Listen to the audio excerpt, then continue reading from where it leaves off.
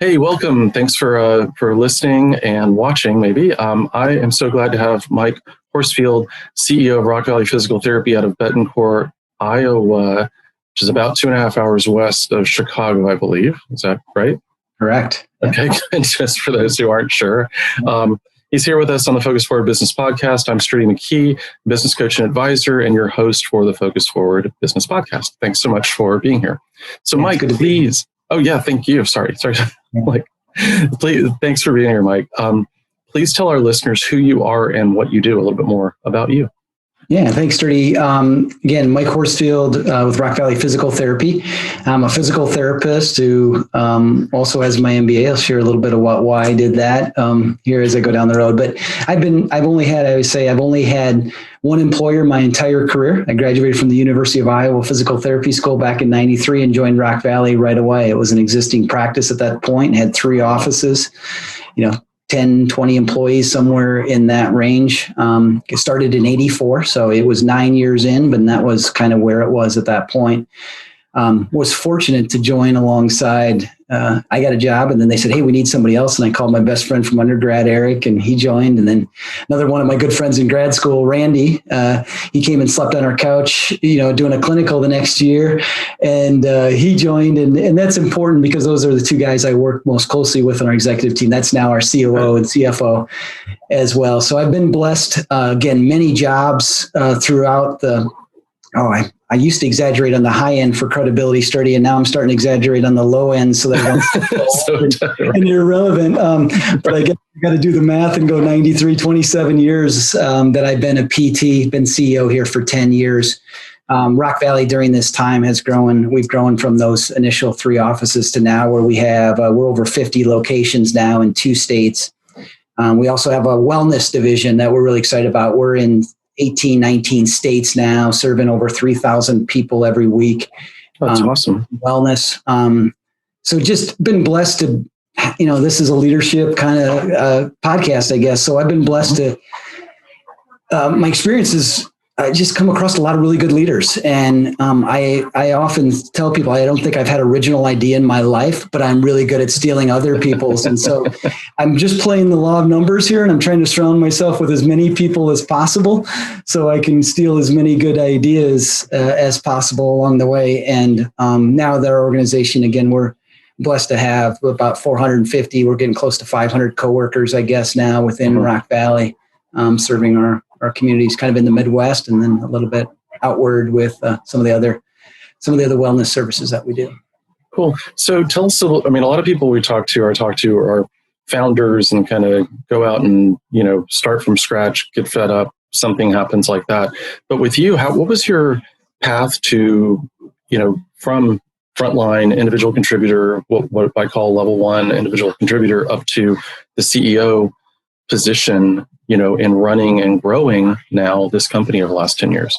Yeah. Again, I started Rock Valley. This might have been a little bold at the time, but I grew up on a small farm in Iowa. My dad was a construction worker, and he'd worked for a company and was kind of the top guy in that company for many years and was promised ownership. And then in 1980, when my dad was kind of up in years, it never happened. The promise never got realized. And so he decided during a downturn in the economy to go start his own business, and, much later than he could have. And I saw that. I grew up with that, and I appreciate that. So I was maybe a little more bold than I should, is when I interviewed with Steve Layer, was one of our founders here. And I interviewed with Steve, and, part of mine was like, I had a desire. I said, I want to be a really good therapist first.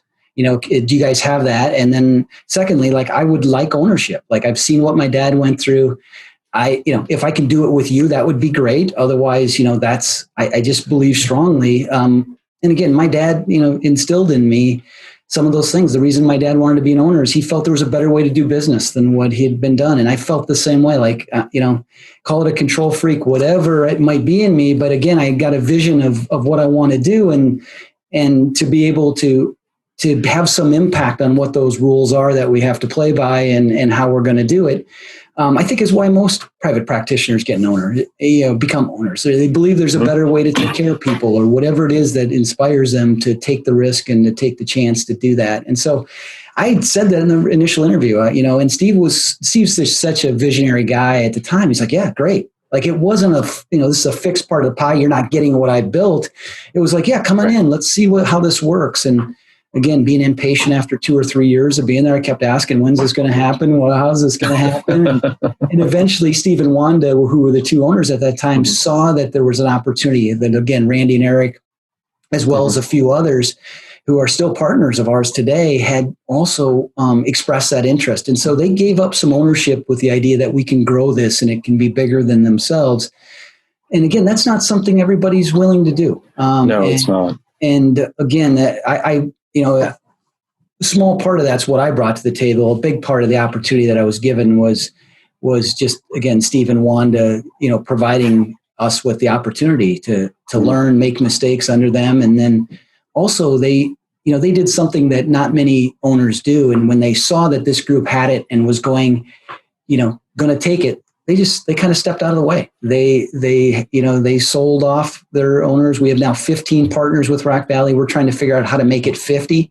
So again, in repaying that, we're trying to decide, how do we get to a professional partnership that's really like engineering and accounting firms have? Like, again, if ownership matters to our profession, why isn't it easier for people to be owners? And why isn't there any models that really foster that type of a partnership track? And so that's what gets me most excited this day. I go back all the way to my dad and go, how can I repay? How can we do something that makes a difference, that provides an opportunity to those people that care more than they should and want to be part of something really cool. So I love it. I mean, that's really it's great that you found fit that early in your career, because I see owners struggling to find employees who want to take on any role in ownership, and then another other side of the coin, employees other places that are frustrated because and end up going out on their own because those opportunities weren't available. So and I'll remind me later, I'll connect you to a couple of people who have set up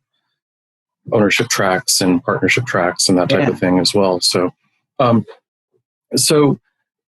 what advice, one of the things, and you're getting close to 500 employees, right? And presumably you have a personal life, right? Beyond that.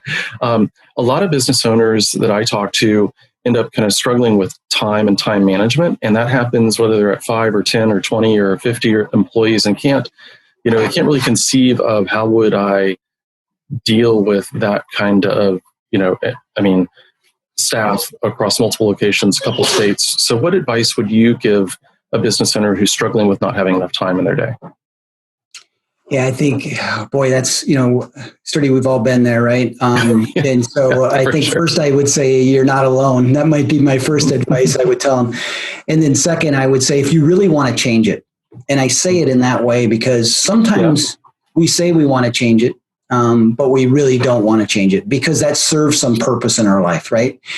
Like we wear that as a badge of honor sometimes. It's part of our identity. I'm so busy. Like, look at this. Like I'm up at 5 and, and you hear people say this, it's a boastful thing. It's a badge. It's, I need less sleep than you do, you hear those things.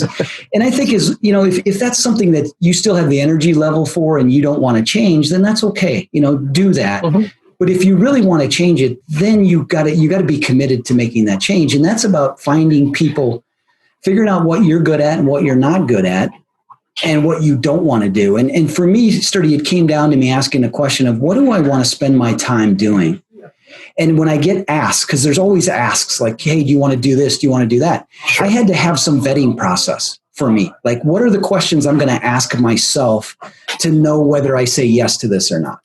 And to me, that's very simple. It comes down to two things. And that's, is this an interesting question that if we solve it will make a meaningful difference in people's lives? And two, am I going to be doing it with people I really enjoy?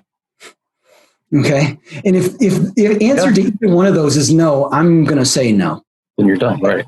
But prior to that, people say, well, what about all the other stuff you have to do? And again, I would challenge, do you really have to be doing it? Number one, you got to answer that truthfully. And secondly, if you do, is there anyone else in your organization who can do it better than you? And are you willing to let go of it? Because, we're doers, we're fixers, right? Like we got to these positions because we're doers and fixers, and that's enablers and rescuers. You might use all those words to describe how many of us get to the position.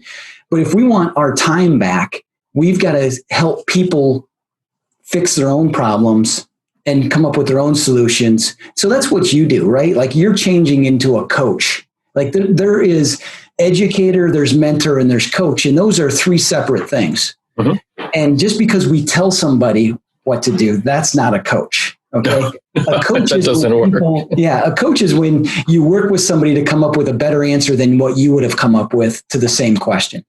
And once people are like where I feel like it, like I'm on the other side now, I've got to find like things to do because the people around me are answering all the questions. They're not even getting to me, and they're answering them better than I would have if they would have gotten to me. Right. So now there's this period that swings of irrelevance that you go, crap, like, no one needs me anymore. Right. And so your ego starts to suffer because now you're in this in-between land of like, I've done what I said I wanted to do and it doesn't feel right. Like I am not getting people knocking on my door anymore. And I've got to go search out people to talk to. They don't come to me anymore. And so, but again, I think it starts with Sturdy of really reflection on, do I really want that? Is that what I want? I couldn't agree more, Mike. And it's a real credit to you having made that transition, because the way I look at it, I have a couple different frameworks for it, but you're going from that individual contributor to the kind of coordinator. So you can think of it like with any number of analogies, but you're, the virtuoso violinist moving into the conductor position. Well, you can't run down and play violin, right? If you're a coach, like with a sports team, right? You can't run out and field the ball. You've got to empower your players and give them the right playbook and practice and those things so that they can be successful. And when you hire the right people, they want to play the position. Yeah. Right. Yeah. And I'm totally with you on that busyness, us being busy and what are we busy about, and conflating that with importance. And you're right, we do. And and it's not just something like if anybody's in there kind of worrying about themselves or something, that's not an accusation. We've all been there. Yeah. And our society does that. And I think we kind of buy into it. Yeah. And we do, like, the busier I am, the more important I am. And I struggled with that, not being needed. Yeah, it is. I mean, and again, we had to struggle with that as an organization because culturally, like, again, when we have a beer at the end of the day, the first question you'd ask somebody is, how many patients you see today? Right? Like that was like, how busy were you? Right? Like that's how we held value. Like, oh, I saw 15 people today. Like, and everybody'd one up. It's kind of like being at the gym and you're asking a bunch of guys jacked up on testosterone, like, how much do you bench? Right? Like, does it really matter? Like, again, how healthy are you? Right? And that's a better question. It's not quite as easy to answer, and it doesn't feed our egos quite the same way that some of the other the easier questions. Okay, I can't believe this. We're going to check the audio later, but they just started sawing and doing something right next door. Yeah, I'm sure you do. Here, let's hang on just a second.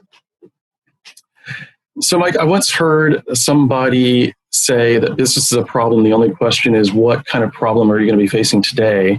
So what challenges are you currently facing in your business, and how are you working to overcome those challenges? Yeah, I mean, I had kind of alluded to it a little bit before, Sturdy, it's really not, the cool part is obviously we had COVID, we had the pandemic. Again, I'm going to put that aside because I'm sure you've had talks on that, and there's nothing new I have to add with that. But I think for us as an organization, again, it's what I'm excited about is how do we transition ownership to the next generation, and also get our existing partners out with a fair return for their investment in the company, right? So it's this idea of creating a legacy company. My best day at work I ever had was a time when we went out to, we had a board meeting about 5-7 years ago. And at that time we had 10 shareholders. And I said, okay, guys, we got to figure out what we're going to do with succession here. Again, none of us were ready to retire, but I knew that takes 10, 15 years sometimes to kind of figure out. And so I said, I took 2 envelopes with me out to eat after our board meeting. And one of them had our internal valuation. The other one had what we could get from private equity to sell. And I said, okay, I want you to have all the information you need to make the right decision for you and your family. But I also want to discuss today what's important to you. And we went around the room, and again, everyone came back with the same three things. We want to take care of our coworkers. We want to take care of our patients. We want to take care of our communities. And every one of those shareholders handed in those envelopes unopened. And they said, whatever's in those envelopes doesn't matter. And again, one was about 2 times the other one as far as what they would have gotten bought out at. Right. And so again, that was such a great day to realize, like, wow, you have this group of people who are looking at something bigger than themselves and wanting to leave a legacy, for our profession. And again, that hits my responsibility and futuristic are my top 2 strength finders, Sturdy. So you can see where that would just feed into a guy like myself. I'm like, oh, cool. I've got this really cool opportunity. And again, I've muddled through the last 5 years, failing at every road we tried to go down. But now to kind of see an opportunity and see this path that I believe is going to work for us. Again, it's not a problem. It's an opportunity, but there'll be a lot of problems within that opportunity. As you said, like sometimes opportunities present themselves as problems, and problems often always jump into an opportunity at some point. And so you got to persist through them and make sure you stay focused on what's important. Well, that's a cool point too, though, because I understand that the root of the English word goal it comes from obstacle.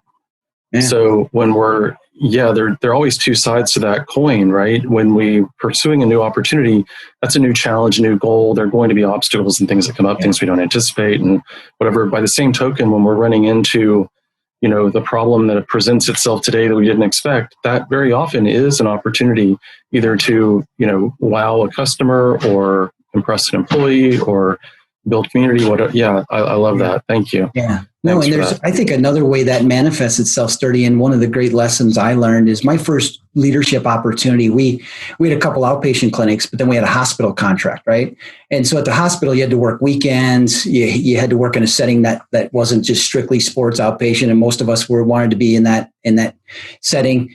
And so there was a leadership opportunity there, and I, like a little over a year and a half into my professional career, I said, hey, no one else wanted to do it. And I'm like, hey, I'll put my hand up. I'll do it. And so I think, for people that, and again, I happened to walk into this hospital leadership team that was amazing, that I just was able to learn so much from. So opportunities often mask themselves as the thing no one else wants to do. And I say that in both like a personal development standpoint, but it's also like, competing in the market everybody wants to be in is really hard. Right. Go somewhere where nobody else wants to be, right? And it's a lot easier. And so I think when we're looking at our businesses, we always get attracted by shiny objects and what everybody wants to do. But sometimes you got to step back and go, where's nobody want to be? And maybe that's where the real opportunity lies. No, that's great. Yeah, not just what they haven't seen, but what are they avoiding? Yes. Yeah. No, very cool. So what's your proudest moment in business? And maybe we're going to end up going back to what we just talked about. But yeah, I think, boy, that's right up there. Proud of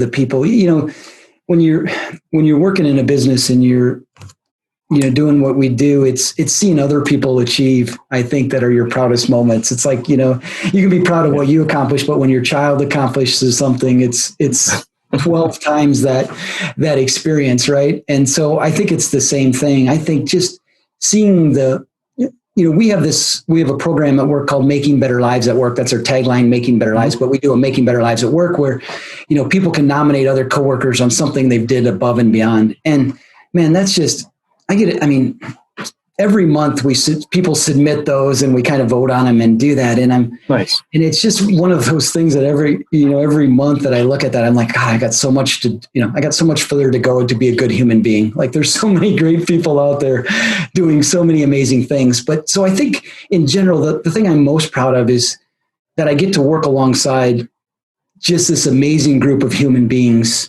that all are in it for the right reason. I mean, and to think that you get to be a part of that and you get to lead that organization, and again, seeing what they did during COVID. I mean, you invest in culture, but you have a hard time measuring it. COVID, right, until the chips are down. Yeah. So COVID was a time in which, again, how do we measure it? Well, we went to our team and we said, gosh, guys, we don't know what's going to happen. Like, will everybody take a 20% pay cut? We'll take more than that as a leadership team until we figure out. And everybody's like, yep. And we said, this is voluntary. Like, we're not telling you have to. We're just asking. And again, we had one or two people who, because of their spouses getting laid off or other financial hardships, weren't able to do it. And we understood that. But the majority of people, without batting an eye, said, yeah, what do you need us to do? So again, a proud moment is moments like that where you realize, man, we invested in this culture and the people, and they appreciate it. And we knew they do, but you don't know day to day. You know, when things are going well, you don't get a good sense of, I believe it's true, but is it really true? Those are questions you often take home with you at night.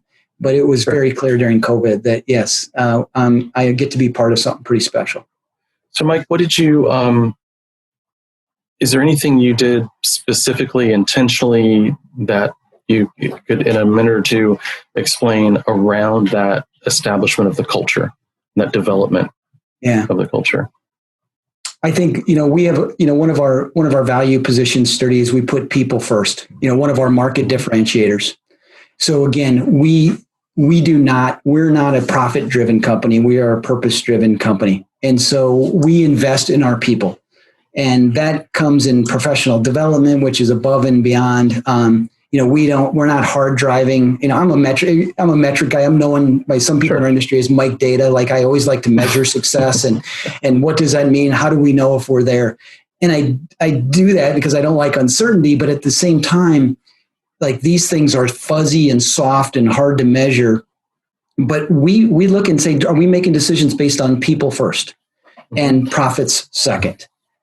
Steve Layer, the foundation of our company, he hangs in our boardroom, is great care is good business. Like, it's just fundamentally that. So that, it's every action every day. Do you follow that?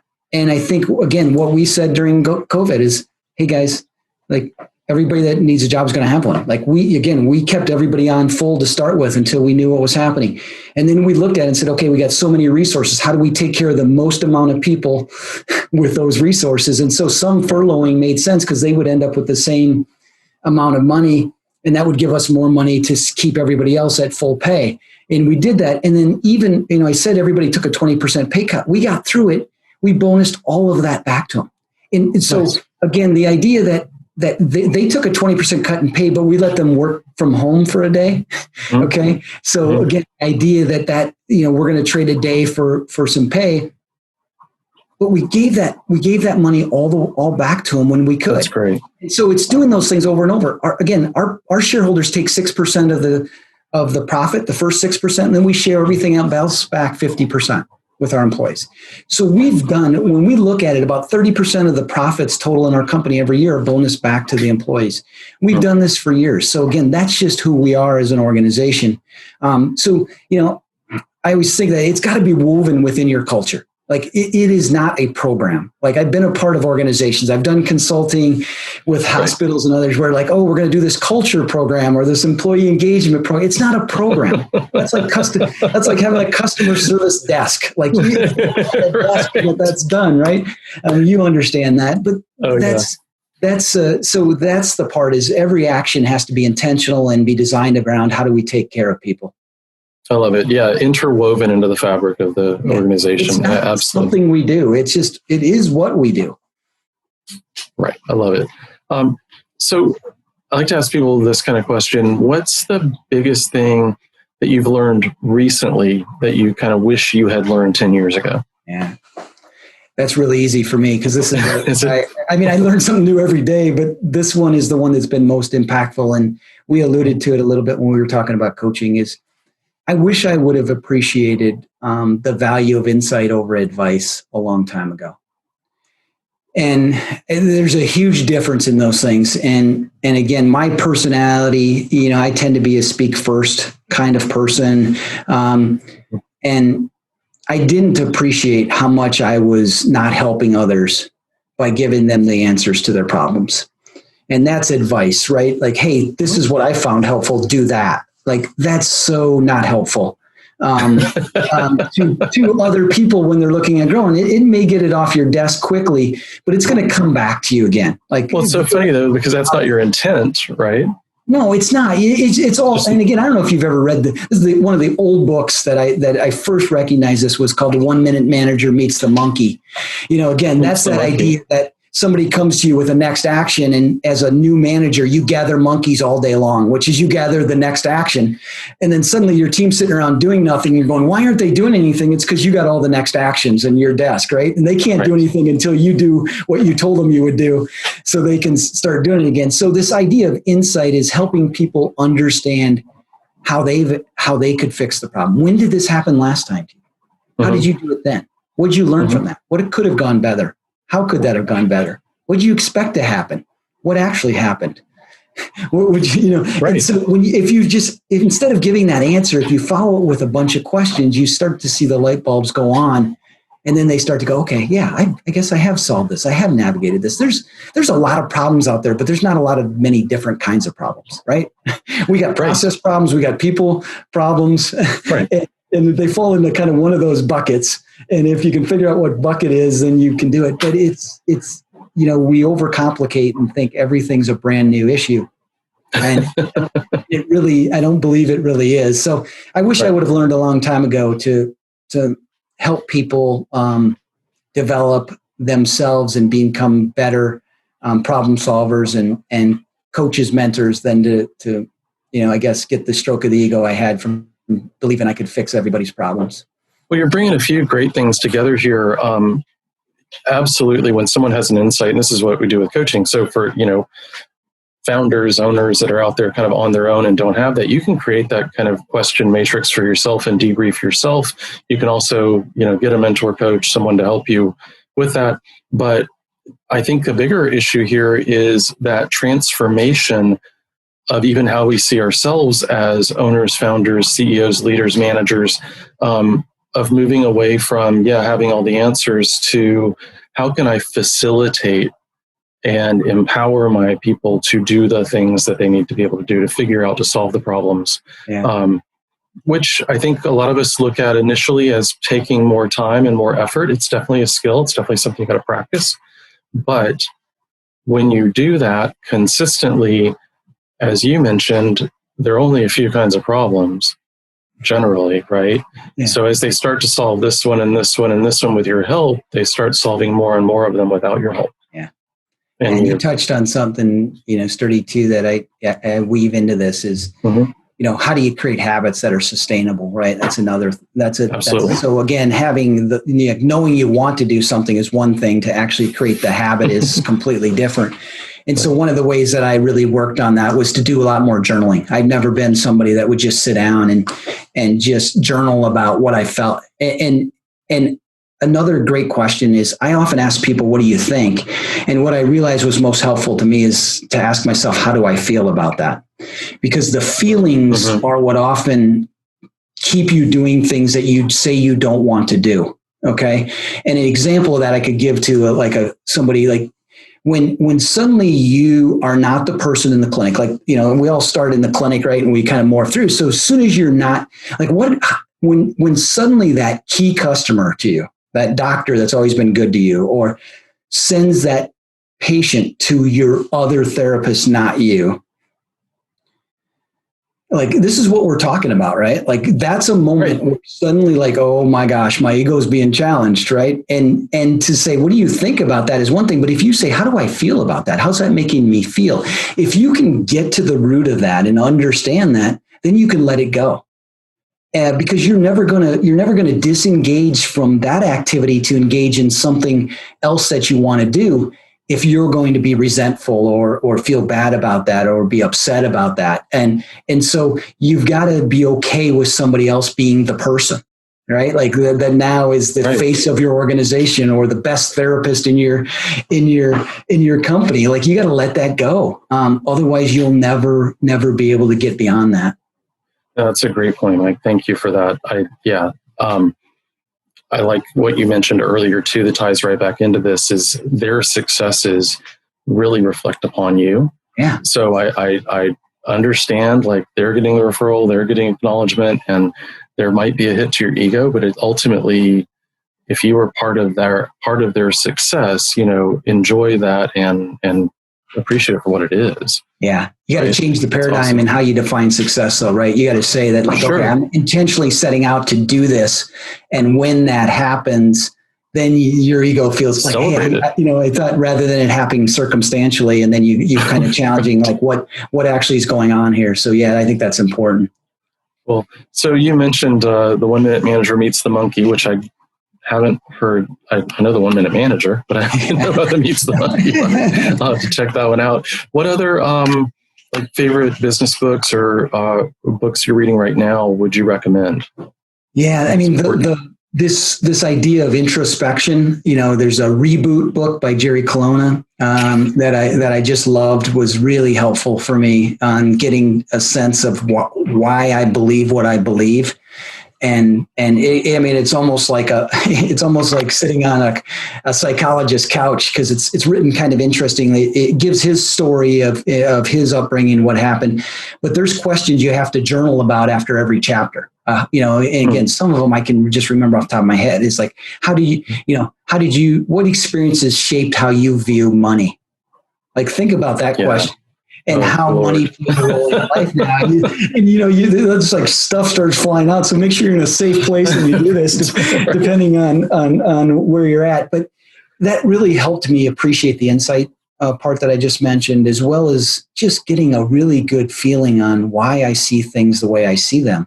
Mm-hmm.